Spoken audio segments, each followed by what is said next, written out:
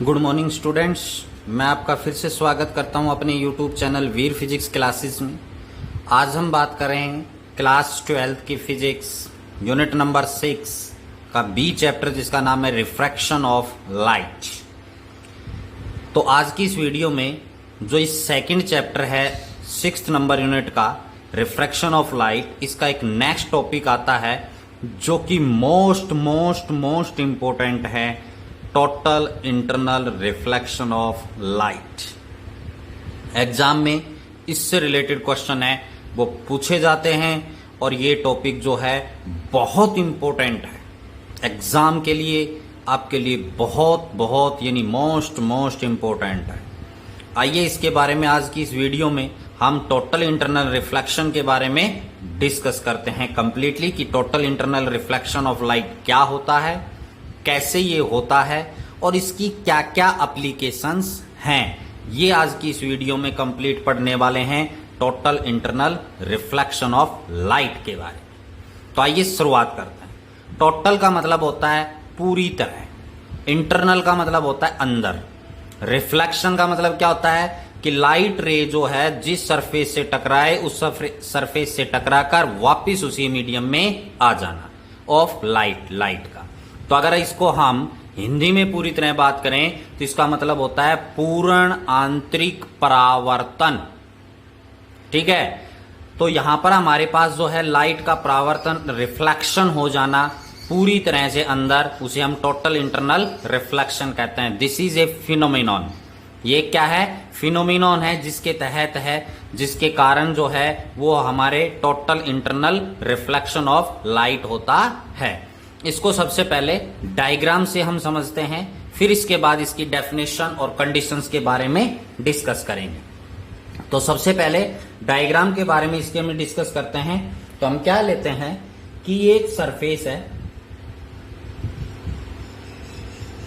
ये हमारे पास एक सरफेस है। इस सरफेस में यहां पर हमारे पास क्या है? वाटर है बेटा, यानी इस सरफेस से नीचे सारा क्या है? वाटर है। यहां पर आपके पास एयर है। क्लियर?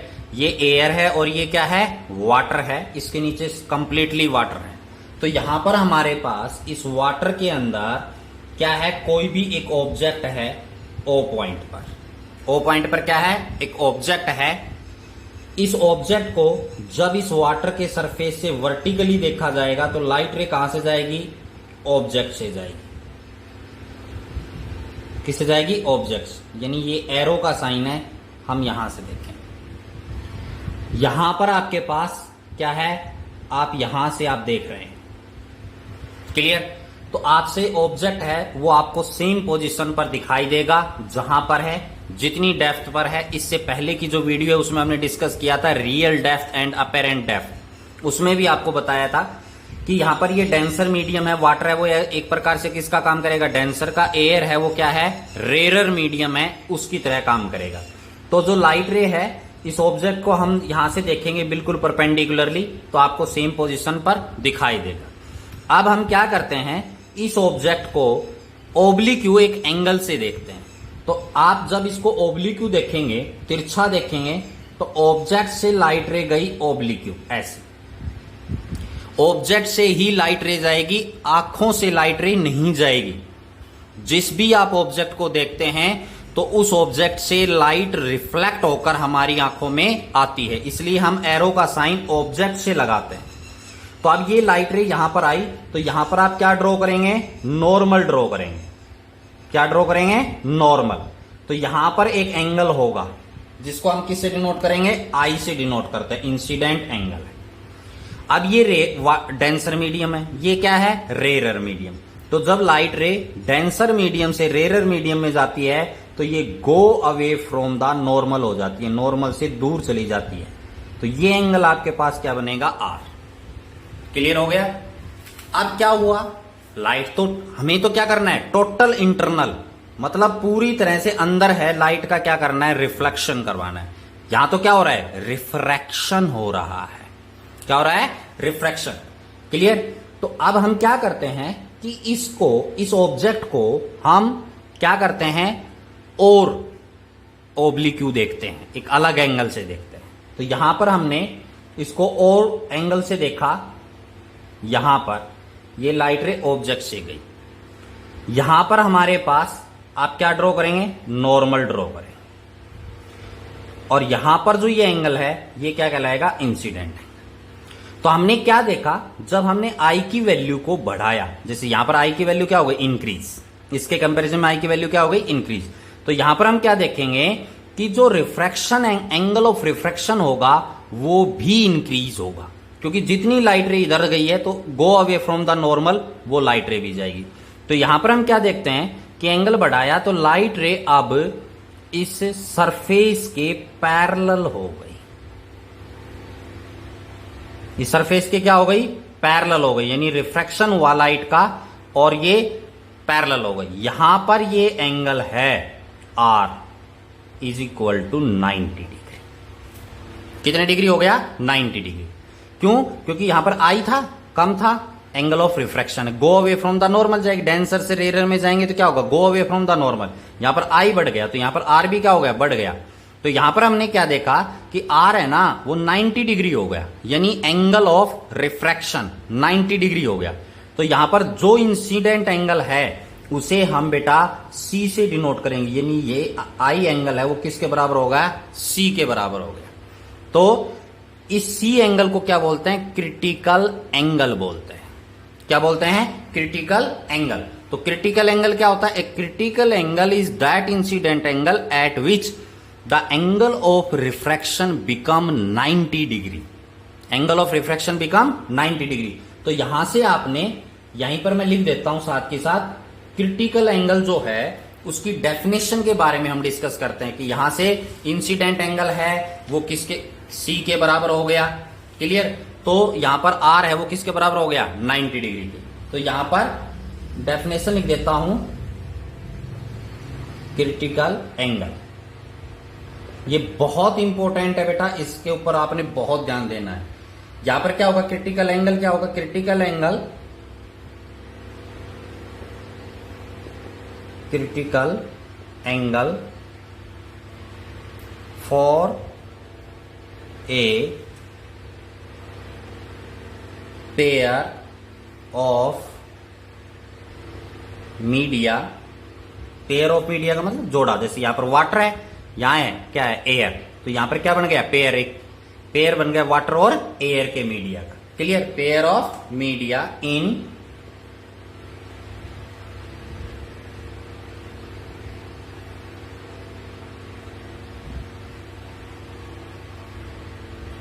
तो बच्चों यहां पर क्या लिखा, क्रिटिकल एंगल की डेफिनेशन कि critical angle for a pair of media, pair of media का मतलब वाटर और एयर, दो मीडिया, एक सिंगल नहीं, pair of media in contact as the angle of incident, angle of incidence in the denser medium, किसमें होगा, denser medium में, rare में नहीं, डेंसर मीडियम में, corresponding to which the angle of refraction in rare medium is 90 degree.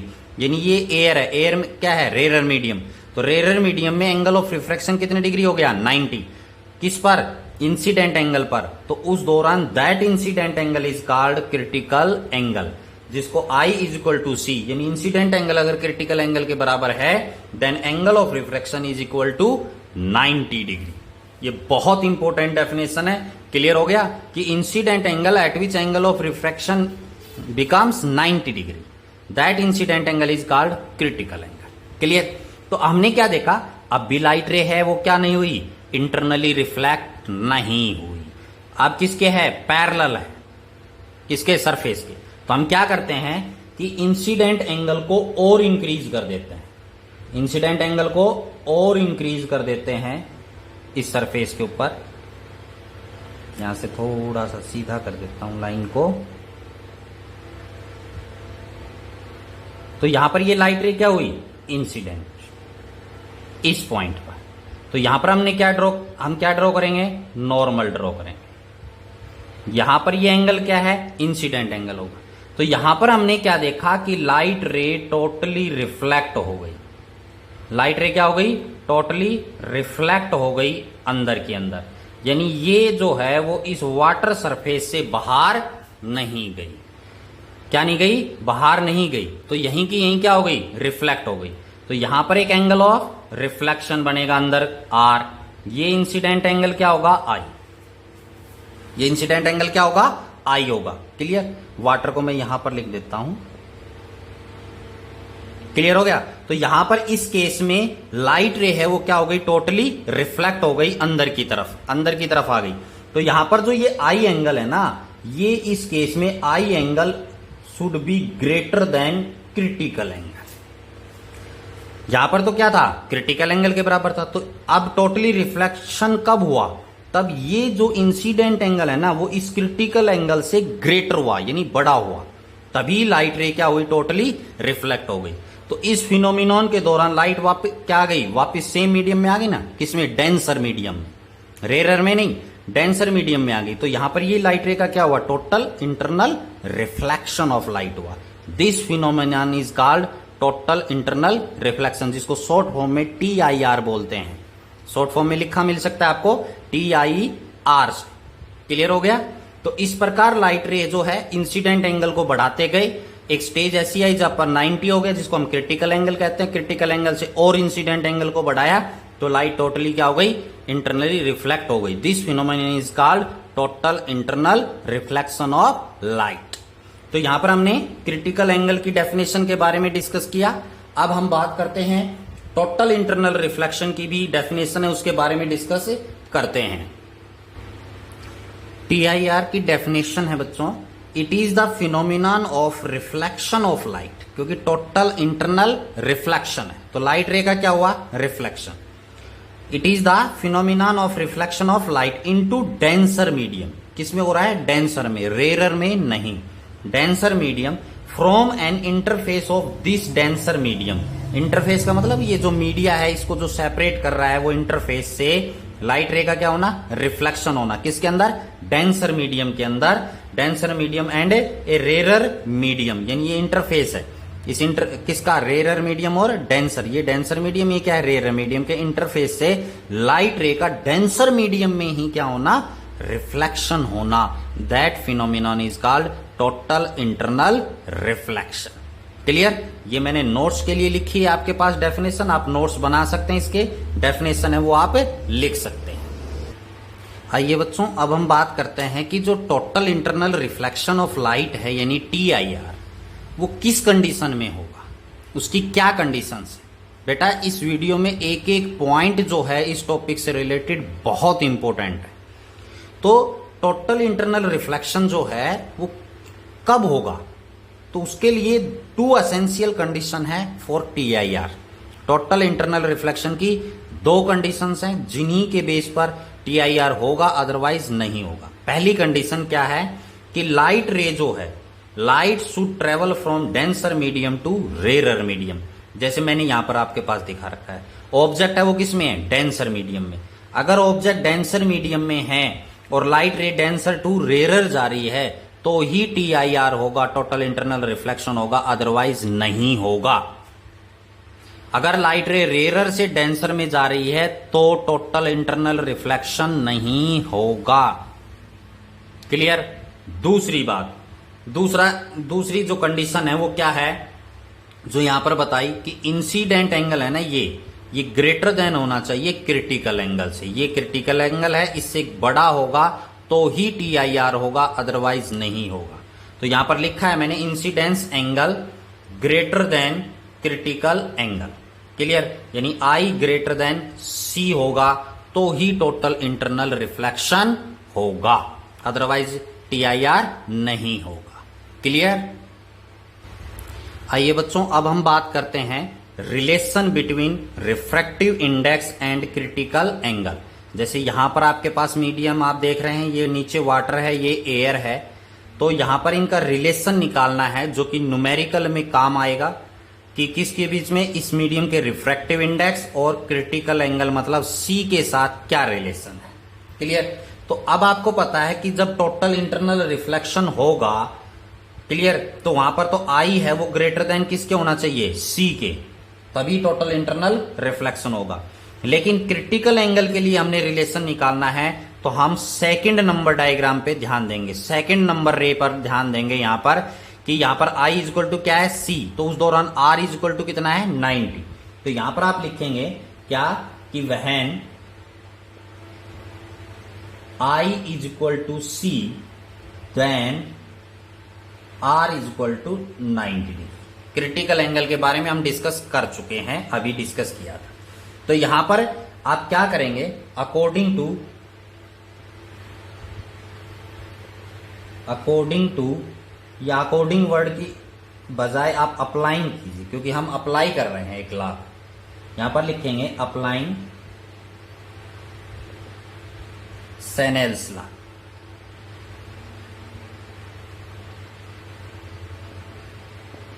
क्या apply करें, सेनेल्स law के बारे में, सेनेल्स लॉ को अप्लाई करें।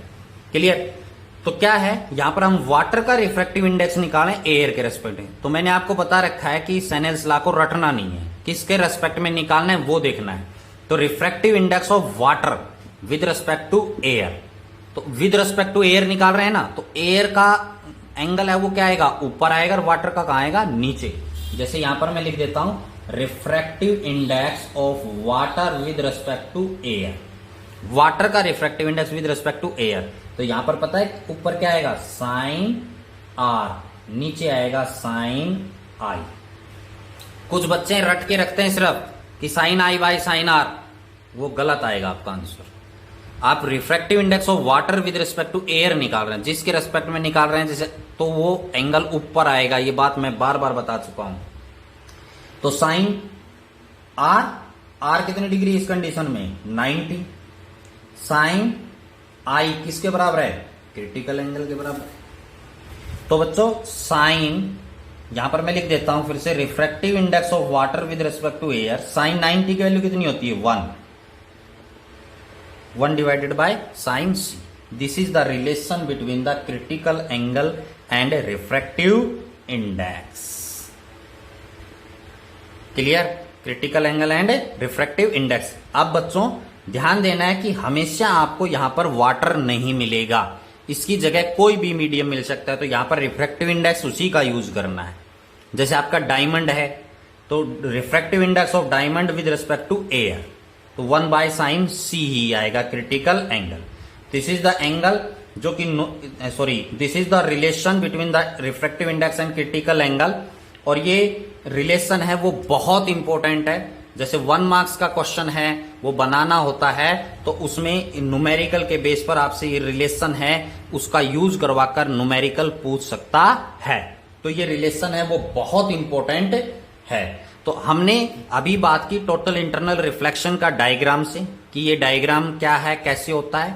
टोटल इंटरनल रिफ्लेक्शन की डेफिनेशन हमने डिस्कस की, क्रिटिकल एंगल की डेफिनेशन, टोटल इंटरनल रिफ्लेक्शन के कंडीशंस क्या है, 2 एसेंशियल कंडीशंस के बारे में हमने डिस्कस किया, और ये रिलेशन किया रिफ्रैक्टिव इंडेक्स और क्रिटिकल एंगल के।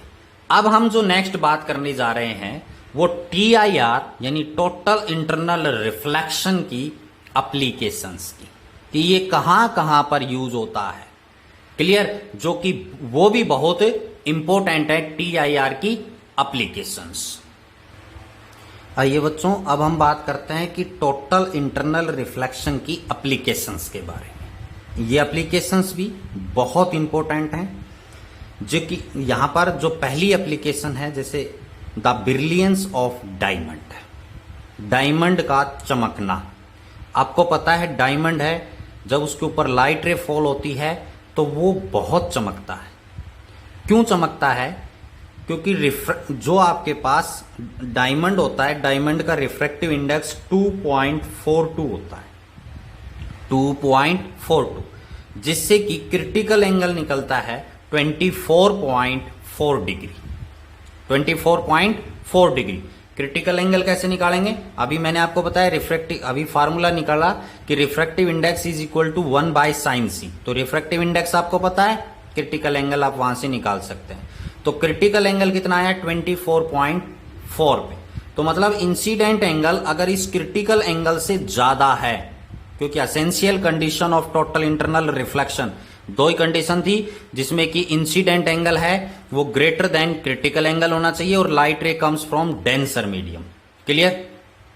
तो क्रिटिकल एंगल कितना आ गया ये।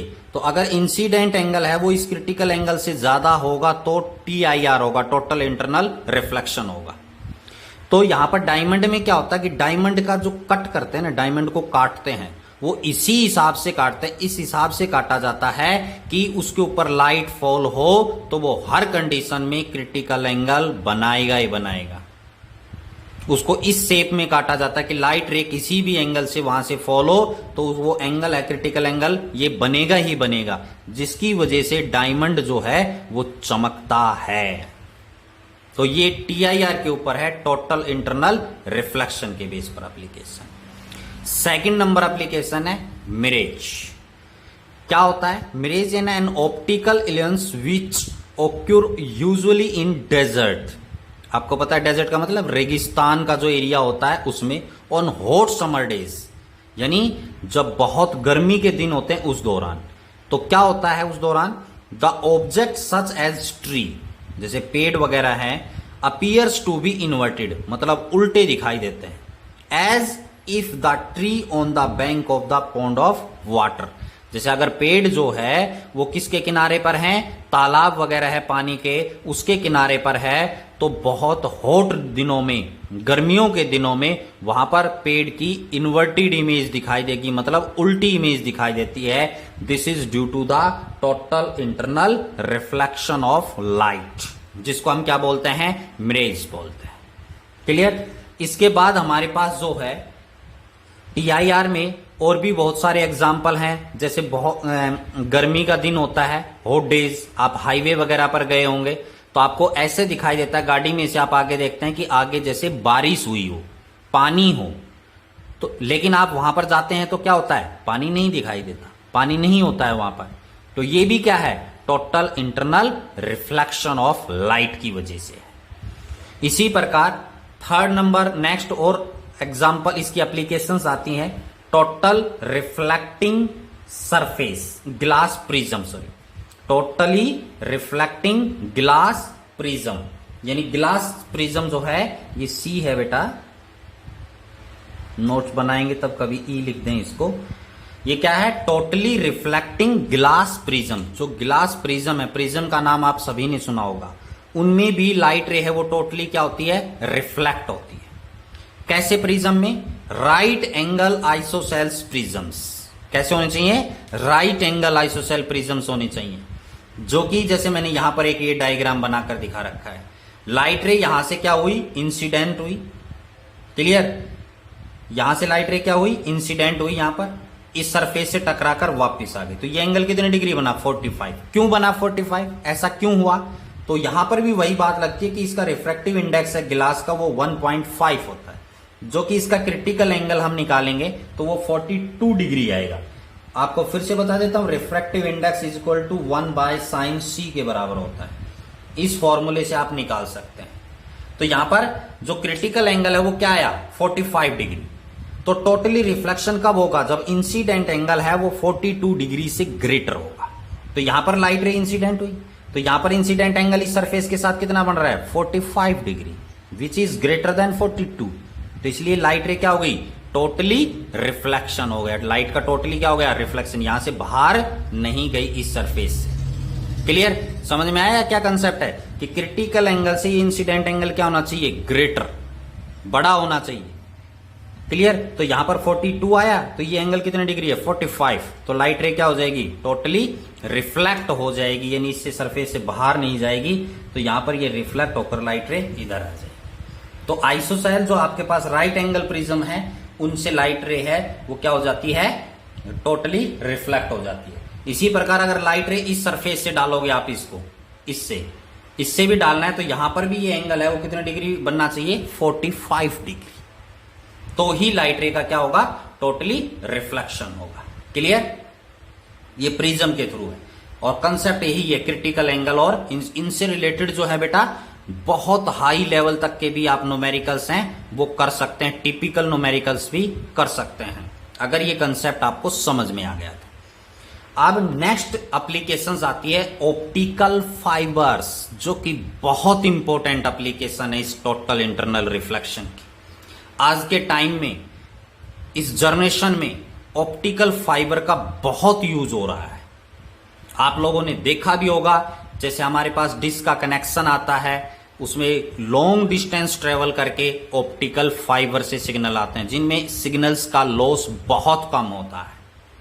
क्लियर। इसी प्रकार टावर वगैरह के लिए भी, कनेक्शन के लिए भी ऑप्टिकल फाइबर्स का यूज किया जाता है, जिसमें सिग्नल्स हैं उनका लॉस बहुत कम होता है। तो आइए ऑप्टिकल फाइबर के बारे में डिस्कस करते हैं कि ऑप्टिकल फाइबर क्या होती है। क्लियर। ऑप्टिकल फाइबर जो है ये टोटल इंटरनल रिफ्लेक्शन के बेस पर है। बेटा फिर से कह रहा हूं, ये एप्लीकेशन बहुत इंपॉर्टेंट है। टोटल इंटरनल रिफ्लेक्शन के बेस पर होती है। इसमें होता क्या है बेटा, एक ग्लास लॉन्ग फाइन क्वालिटी का फाइबर ऑफ ग्लास होता है। क्या होता है इसके अंदर, फाइन क्वालिटी। आप नोट्स भी बना सकते हैं, इसमें लिख सकते हैं फाइन क्वालिटी का फाइबर्स ऑफ ग्लास यूज किया जाता है, या इसमें हम क्वार्ट्ज का भी यूज कर सकते हैं। किसका यूज कर सकते हैं, क्वार्ट्ज का। यानी इसके अंदर फाइन क्वालिटी का फाइबर ग्लास लगा होता है। तो जैसे इसके अंदर आपके पास क्या है, जैसे मैं ये कहता हूं कि डायग्राम डिस्कस करते हैं, ये आपके पास फाइन क्वालिटी का यानी फाइबर ग्लास होता है। क्लियर। यहां पर ये अंदर है, इसके अंदर। तो यहां से क्या होता है, इस फाइन ग्लास फाइबर के ऊपर कोटिंग की हुई होती है। क्या की होती है, कोटिंग। आपने देखा होगा बाहर से कोटिंग की हुई होती है इसकी, ये कोटिंग है।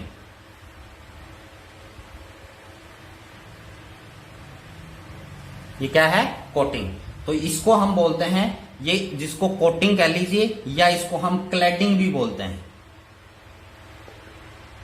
क्या बोला जाता है, क्लैडिंग। बाहर जो ग्लास फाइबर है उसकी क्लैडिंग की हुई होती है। तो क्या होता है कि यहां पर इसके कंसेप्ट में कि जो ये अंदर गिलास होता है, ये अंदर गिलास जो होता है, इसका जो रिफ्रैक्टिव इंडेक्स है ना, म्यू, वो हाई होता है। इस बात के ऊपर आपने ध्यान देना है बहुत। ये बहुत इंपॉर्टेंट चीज है, बता रहा हूं, जो कि यहां पर जो ये गिलास फाइबर होता है, ये अंदर वाला हिस्सा, इसका रिफ्रैक्टिव इंडेक्स हाई होता है, और जो ये बाहर क्लैडिंग है, इसका रिफ्रैक्टिव इंडेक्स लो होता है। बी केयरफुल, इस बात के ऊपर ध्यान देना है। ग्लास का अंदर का ऑप्टिकल फाइबर है, उस ये जो ग्लास है इसका रिफ्रैक्टिव इंडेक्स हाई होता है, इसका क्लैडिंग का रिफ्रैक्टिव इंडेक्स लो होता है। तो क्या होता है बेटा, यहां पर जैसे ऑप्टिकल फाइबर है, क्लियर, इसका जो रिफ्रैक्टिव इंडेक्स है वो भी होता है, डायामीटर भी होता है, इसका रिफ्रैक्टिव इंडेक्स भी होता है। तो जैसे हम मटेरियल है, इसका ऑर्डर, इसमें लगभग इसका रिफ्रैक्टिव इंडेक्स है वो कितना होता है, 1.5। यहां पर इसका भी ग्लास है, जैसे इसका रिफ्रैक्टिव इंडेक्स 1.5 होता है। तो इसके लिए भी हम क्या निकाल सकते हैं, क्रिटिकल एंगल है वो हम कैलकुलेट कर सकते हैं इसी फार्मूले का यूज कर। तो क्या होता है, जब लाइट रे इसके ऊपर फॉल होती है, इस गिलास के ऊपर, तो यहां से लाइट रे का टोटली क्या होता है, रिफ्लेक्शन हो जाता है। फिर ये इस सरफेस से टकराती है, फिर यहां जाती है, यहां से लाइट रे का भी क्या होता है, टोटल इंटरनल रिफ्लेक्शन। इस प्रकार कंटिन्यूसली जो है वो टोटल इंटरनल रिफ्लेक्शन जो है वो लाइट का होता रहता है।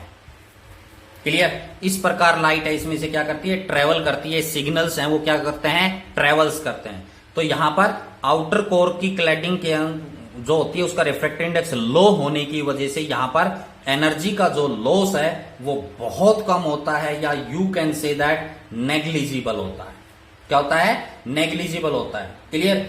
तो यहां पर आपके पास इसके अंदर जो फाइन फाइबर ग्लास बताए, ये बहुत हाई क्वालिटी में होते हैं।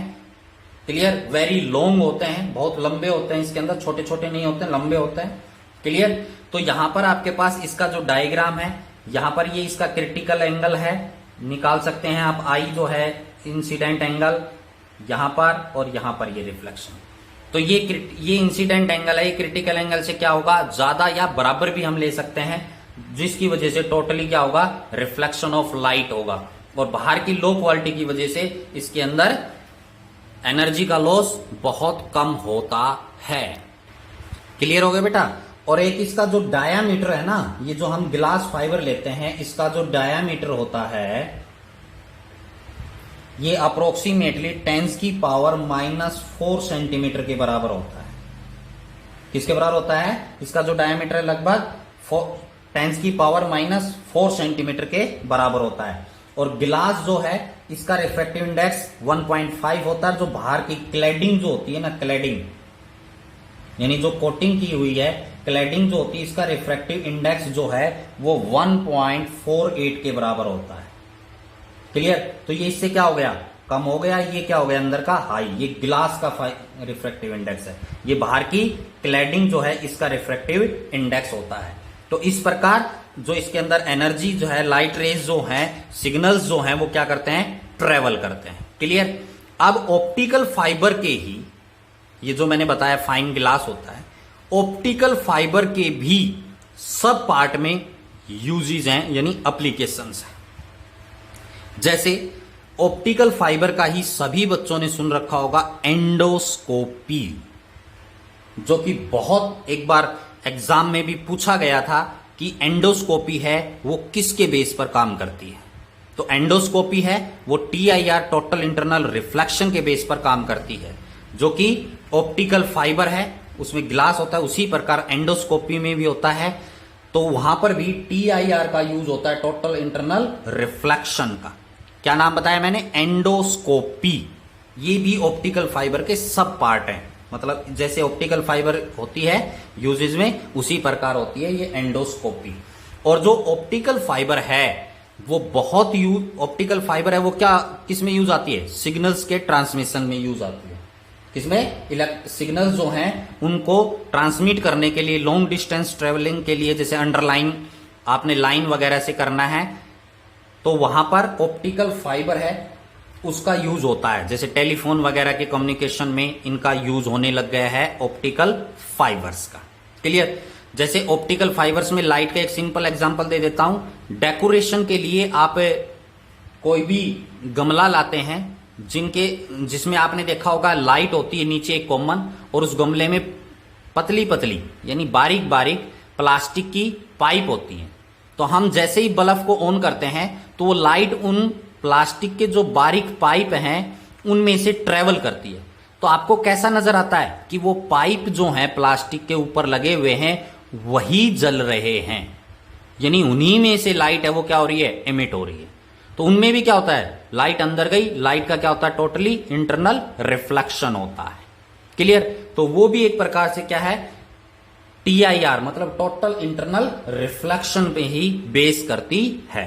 यानी ये एक प्रकार से ऑप्टिकल फाइबर के सब पार्ट है। डेकोरेशन, एंडोस्कोपी, ध्यान रखना है ये वर्ड मैं बार बार बोल रहा हूं। एंडोस्कोपी में भी TIR टोटल इंटरनल रिफ्लेक्शन होता है। ऑप्टिकल फाइबर का यूज कम्युनिकेशन, टेलीफोन लाइंस वगैरह में भी इसका क्या किया जाता है? यूज किया जाता है। तो आज की इस वीडियो में हमने एक मोस्ट इंपोर्टेंट टॉपिक के बारे में डिस्कस किया जिसका नाम था टोटल इंटरनल रिफ्लेक्शन। क्लियर? और इसकी एप्लीकेशंस जो हैं ये भी बहुत इंपॉर्टेंट है बच्चों, तो इनको आपने ध्यान देना है। अगर मेरी वीडियो पसंद आई हो तो लाइक जरूर करें और चैनल को सब्सक्राइब करें, ताकि आपको जो भी वीडियो अपलोड हो वो आपको टाइम टू टाइम मिल सके और आप टाइम पर अपना सिलेबस कंप्लीट कर सकें। क्लियर? तो आज की इस वीडियो में इतना ही। Thank you and have a nice day.